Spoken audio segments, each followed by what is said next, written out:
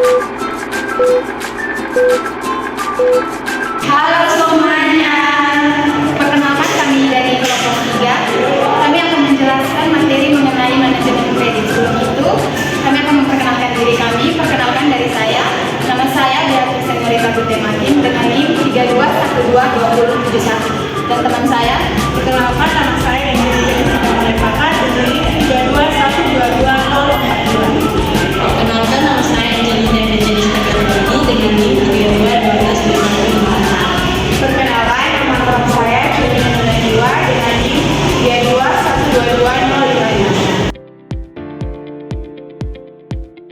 32122055. halo, di sini saya sebagai pemateri pertama. Saya akan menjelaskan mengenai pengertian kredit dan pembiayaan. Bicara tentang kredit, kredit berasal dari kata krider yang berarti kepercayaan.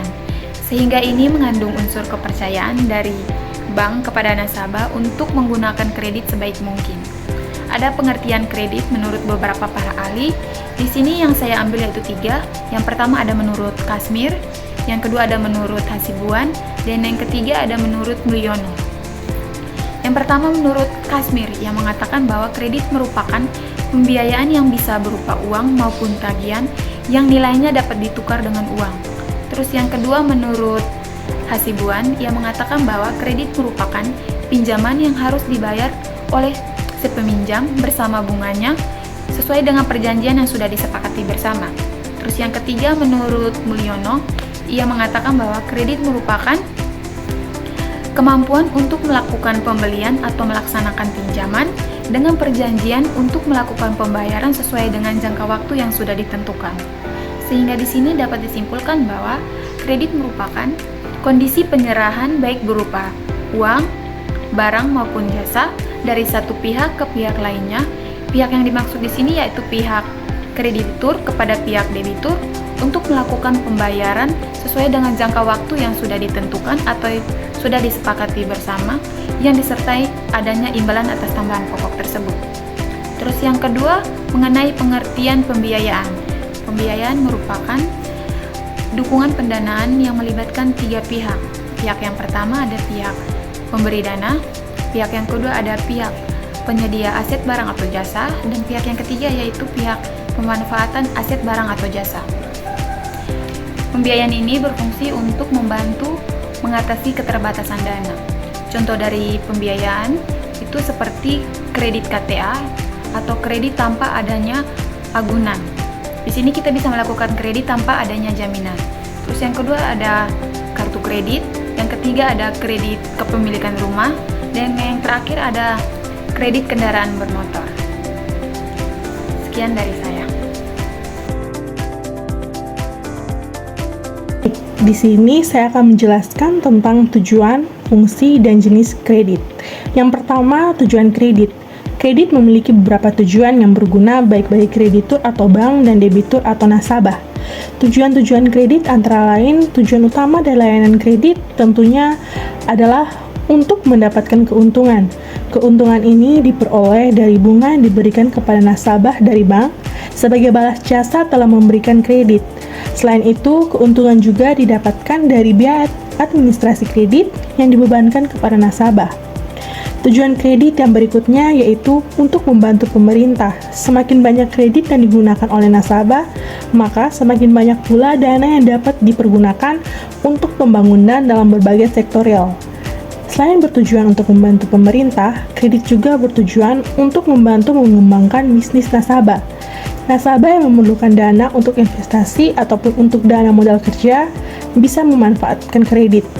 Selanjutnya, kita masuk ke dalam fungsi kredit. Fungsi kredit yang pertama yaitu dapat meningkatkan daya guna dari uang. Yang kedua, fungsi kredit dapat meningkatkan daya guna dari barang. Yang ketiga, fungsi kredit dapat meningkatkan peredaran dan lalu lintas uang. Yang keempat, kredit menjadi salah satu alat stabilisasi ekonomi. Fungsi kredit yang kelima yaitu menimbulkan kegairahan berusaha bagi masyarakat. Yang keenam, fungsi kredit yaitu sebagai jembatan untuk meningkatkan pendapatan nasional.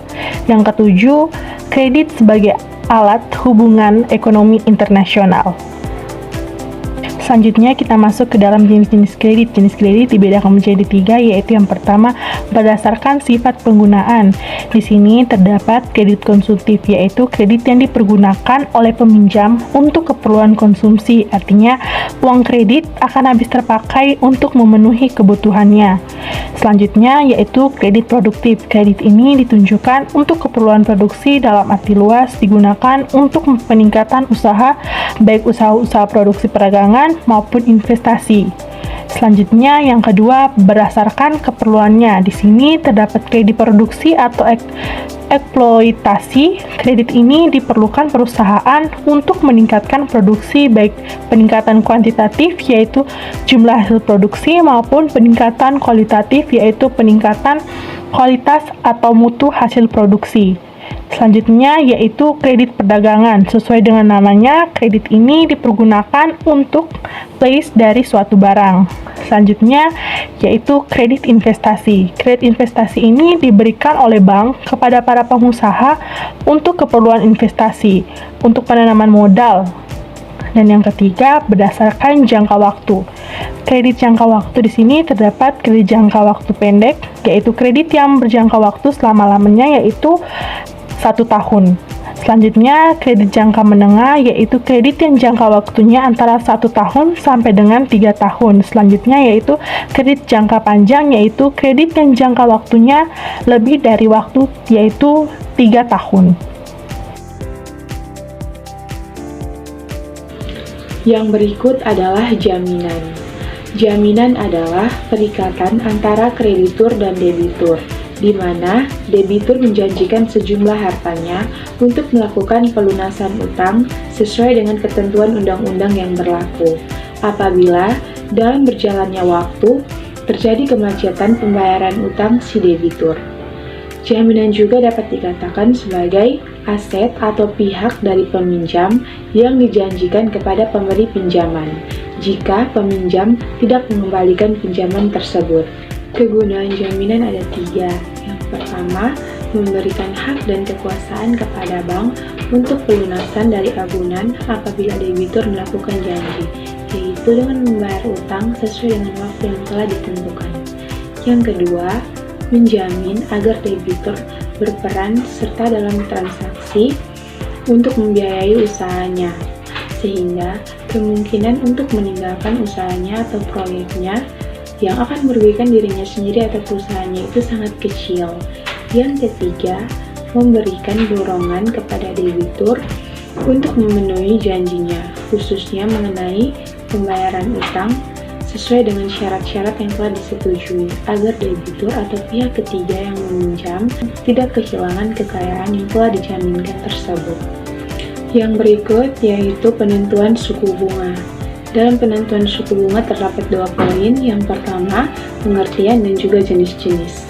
Yang pertama yaitu pengertian suku bunga. Bunga bank dapat dikatakan sebagai balas jasa yang diberikan kepada nasabah yang membeli atau menjual produknya. Bunga juga dapat dikatakan sebagai biaya yang harus dikeluarkan untuk membayar jasa karena telah menggunakan uang orang lain. Namun, dalam dunia perbankan, suku bunga dapat dikatakan sebagai harga yang dikeluarkan oleh bank kepada nasabah yang telah menyimpan dana atau yang mempunyai simpanan. Yang berikut adalah jenis-jenis suku bunga. Jenis-jenis suku bunga terdapat 4. Yang pertama, suku bunga dasar atau bank rate. Yang kedua, suku bunga efektif atau effective rate. Yang ketiga, suku bunga nominal atau nominal rate. Dan yang terakhir yaitu suku bunga padanan atau equivalent rate. Jadi yang pertama adalah suku bunga dasar. Suku bunga dasar adalah tingkat suku bunga yang ditentukan oleh bank sentral atas kredit yang diberikan oleh perbankan. Yang kedua yaitu suku bunga efektif. Suku bunga efektif adalah tingkat suku bunga yang dibayarkan atau harga beli suatu obligasi atau bond, yang dimana semakin rendah harga pembelian obligasi dengan tingkat bunga nominal tertentu, maka semakin tinggi tingkat bunga efektif, suku bunga efektifnya. Begitupun sebaliknya. Yang ketiga yaitu suku bunga nominal atau nominal rate. Suku bunga nominal adalah tingkat suku bunga yang dibayarkan tanpa dilakukan penyesuaian terhadap akibat-akibat inflasi. Yang terakhir adalah suku bunga padanan atau equivalent rate. Suku bunga padanan adalah tingkat suku bunga yang besarnya dihitung setiap hari atau bunga harian, setiap bulan atau bunga bulanan, dan setiap tahun atau bunga tahunan untuk melakukan pembayaran atau investasi sesuai dengan jangka waktu yang ditentukan. Selanjutnya saya akan menjelaskan tentang prinsip-prinsip pemberian kredit. Prinsip-prinsip pemberian kredit ada 5 prinsip. Yang pertama, karakter. Yang kedua, capacity. Yang ketiga, kapital. Yang keempat, condition. Yang kelima, collateral. Prinsip-prinsip pemberian kredit yang pertama yaitu karakter, merupakan sifat atau watak seseorang. Sifat atau watak dari orang-orang yang diberikan kredit harus benar-benar dapat dipercaya. Ini berkaitan dengan apakah mereka memiliki riwayat pembayaran yang baik dan apakah mereka dapat dipercaya. Prinsip yang berikutnya yaitu capacity atau kapasitas, adalah analisis untuk mengetahui kemampuan nasabah dalam membayar kredit. Dari penilaian ini dapat terlihat kemampuan nasabah dalam mengelola bisnis. Kemampuan ini dihubungkan dengan pendidikan dan pengalamannya selama ini dalam mengelola usahanya, sehingga akan terlihat kemampuan dalam mengembalikan kredit yang disalurkan.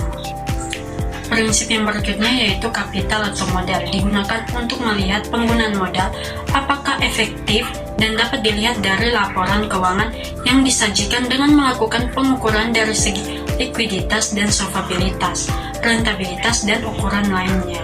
Prinsip yang berikutnya itu adalah condition, yaitu menilai kredit hendaknya juga dinilai kondisi ekonomi, sosial, dan politik. Ini mengacu pada kondisi ekonomi secara umum dan kondisi bisnis spesifik dari debitur, sehingga kemungkinan kredit tersebut bermasalah relatif kecil. Prinsip yang terakhir yaitu collateral atau jaminan, merupakan jaminan yang diberikan calon nasabah baik yang bersifat fisik maupun non-fisik. Jaminan hendaknya melebihi jumlah kredit yang diberikan. Jika debitur gagal membayar, pemberi pinjaman dapat menjual jaminan untuk menutup utang.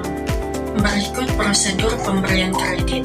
Prosedur pemberian kredit adalah serangkaian kegiatan yang dilakukan untuk menyalurkan kredit kepada pihak yang membutuhkan dana. Ada beberapa tahap dalam proses pemberian kredit. Yang pertama itu mengisi formulir aplikasi kredit, melengkapi persyaratan, menyerahkan dokumen ke bank, konfirmasi data atau dokumen persetujuan kredit. Berikut penyelesaian kredit bermasalah. Kredit bermasalah adalah kondisi di mana debitur tidak mampu melunasi kewajibannya kepada kreditur sesuai dengan perjanjian yang telah disepakati. Berikut ada 3 cara penyelesaian kredit bermasalah, yaitu yang pertama penyelesaian secara internal, yang kedua penyelesaian melalui jalur hukum, yang ketiga penjualan aset agunan. Penyelesaian secara internal ada 3, yang pertama itu rescheduling atau penjadwalan ulang. Penjadwalan ulang pembayaran utang dengan memperpanjang jangka waktu. Yang kedua itu reconditioning, yaitu perubahan persyaratan kredit seperti suku bunga atau jumlah angsuran untuk menyesuaikan dengan kemampuan debitur. Yang ketiga, restructuring, penataan ulang seluruh struktur kredit termasuk pokok utang, bunga, dan jaminan. Yang kedua, penyelesaian melalui jalur hukum, dibagi atas 3. Yang pertama, mediasi, yang kedua arbitrase, yang ketiga litigasi. Yang pertama mediasi, yaitu proses penyelesaian sengketa di luar pengadilan dengan melibatkan pihak ketiga yang netral. Yang kedua arbitrase, yaitu proses penyelesaian sengketa di luar pengadilan dengan melibatkan pihak ketiga yang mempunyai keahlian khusus. Yang ketiga litigasi, yaitu proses penyelesaian melalui pengadilan. Cara yang ketiga yaitu penjualan aset agunan. Jika debitur terus menunggak pembayaran, maka kreditur berhak menjual aset agunan yang telah dijaminkan sebagai jaminan utang. Sekian materi dari kami. Bye.